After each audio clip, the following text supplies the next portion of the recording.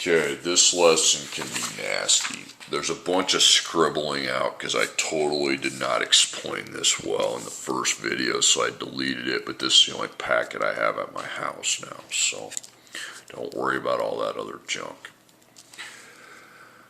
Example 1, the U.S. Mint charges $25 for each limited edition coin. There's a limit of 5 coins you can purchase. What's a reasonable domain and range of the function, and is it continuous or discrete? Here's the first things you need to set up. You need to set up an X, Y table with labels, okay? Is there a time, dollars and coins? Well, there's no time unit for X, but X can never be dollars. Dollars has to be Y, and then coins would be X. Okay, then domain, you put D equals, make a parentheses with a dash. It runs from some number to another number. And then range, same thing. Then I ask myself, I put 2 words. I put continuous, discrete. I'll explain what those mean here in a bit. Okay. Now, but we need the table with labels, the XY table with labels, the domain, the range, and then continuous, discrete. How to spell them's right up there. Now with your coins, I'm going to go with 0 to 3 instead of 2. Now if I buy 0 coins, I'm not paying any dollars for that. If I buy 1 coin, it costs $25, so I put a dot 25. 1 times 25 is 25. If you buy 2 coins, I would take 2 times 25, and that's 50. Okay. 3 coins would be 3 times 25, and that's 75. Now, there's a limit. After you're done with the 3, you identify your limit. There's a limit of 5 coins. So if there's a coins limit, there's a dollars limit, okay? And we find the dollars limit by taking 5 times 25, and that's 125. Now the domain and range are completed. The domain runs from 0 to 5. The lowest number of coins is 0. The highest is 5. Range is of money, 0 to 125, and that's how you do domain range. Now here's what continuous and discrete means. You pick a decimal between one of these numbers in the domain. Let's go between 2 and 3, and let's just use 2.5. Let's use that for all the problems. Now, it's continuous if decimals make sense. If decimals make sense, it's continuous. If decimals don't make sense, it's discrete.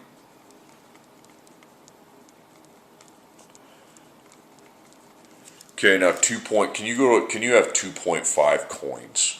No, you can't take a coin and break it in half, okay? So decimals don't make sense. So it's discrete, okay? Okay, next problem. I don't think it's quite that slick though.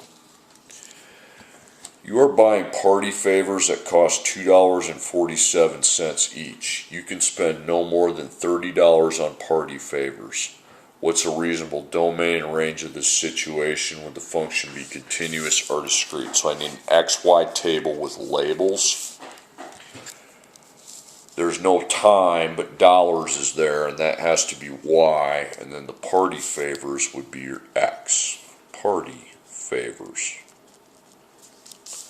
So, domain, that's what your party favors go to, and your range is what your money would go to in the context of this problem. So, continuous or discrete. So 0 to 3. So 0 party favors would be $0. Okay. Now if I buy 1 party favor, it costs 2.47. So put times 2.47. And that's $2.47. If you buy 2 party favors, that's 2 times 2.47.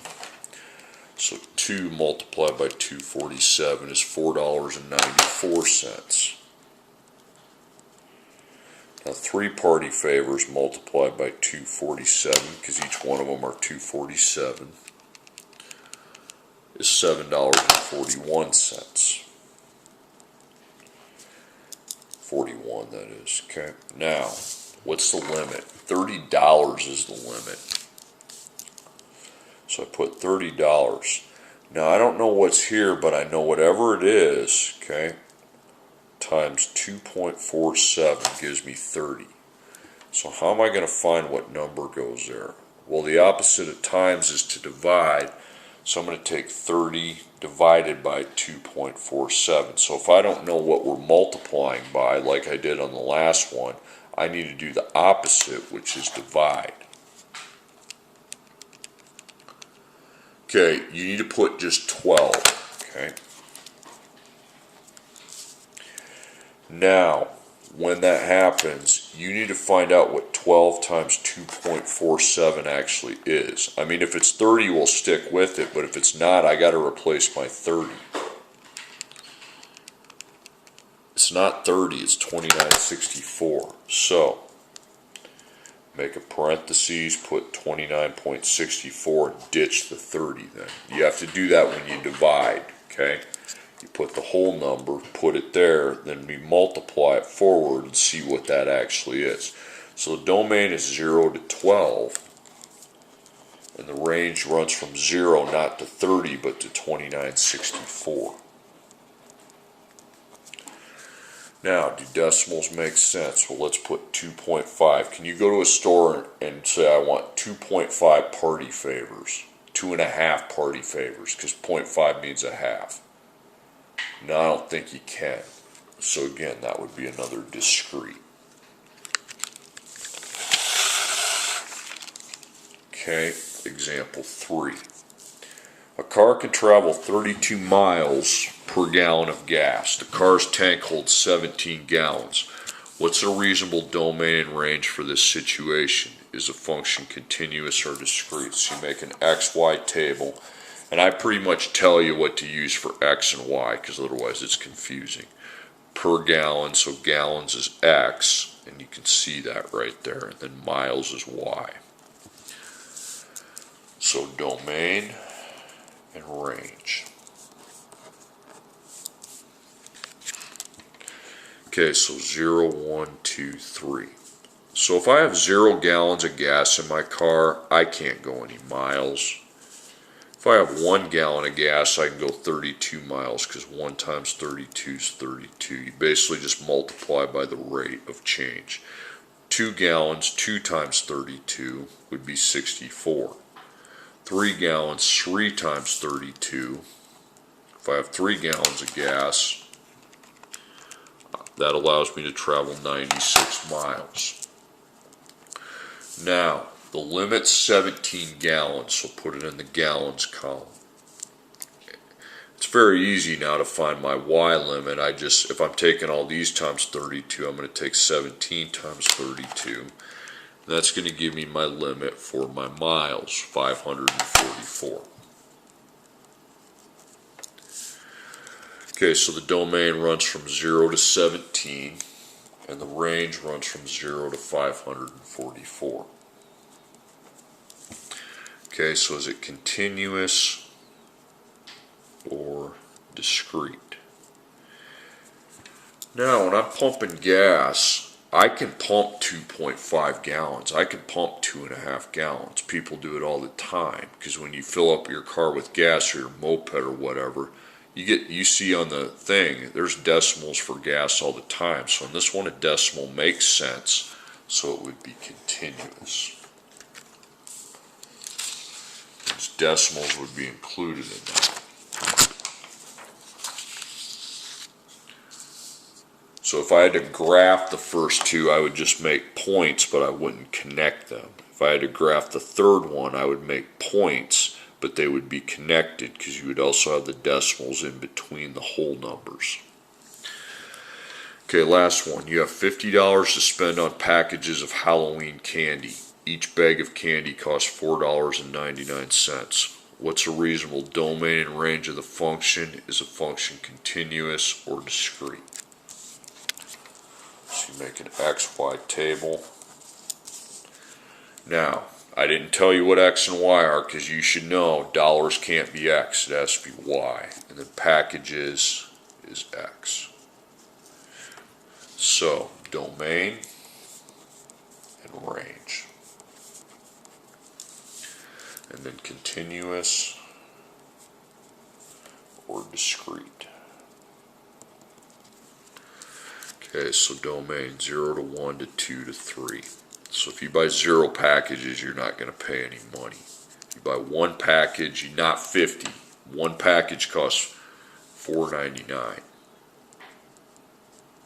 So that's $4.99. If you buy 2 packages, you take 2 times $4.99, and that's $9.98. 3 packages would be 3 times $4.99. $14.97. Okay, now you have a limit, but it's $50, so it's a limit for the range. So I'm given the limit for the range. When I got to get the limit for domain, I put question mark times 4.99.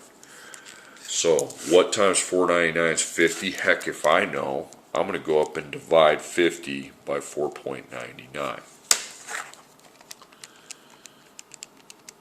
But we're just going to put 10. Okay. Now, 10 is 10 times 4.99 50? I don't think it is. At 49.9, that mean it'd be 49.90. Okay, so I put 49.90 there. And then I'm no longer concerned with the 50. So when I divide 50 divided by 499, I have to write the whole number, but then I need to multiply. Okay, so the domain goes from 0 to 10, and the range goes from 0, not to 50, but to $49.90. Now, continuous or discrete. Can you go to a store and say, I don't want 2 packages, I don't want 3, I want 2.5? No, you can't do that. So that would be discrete.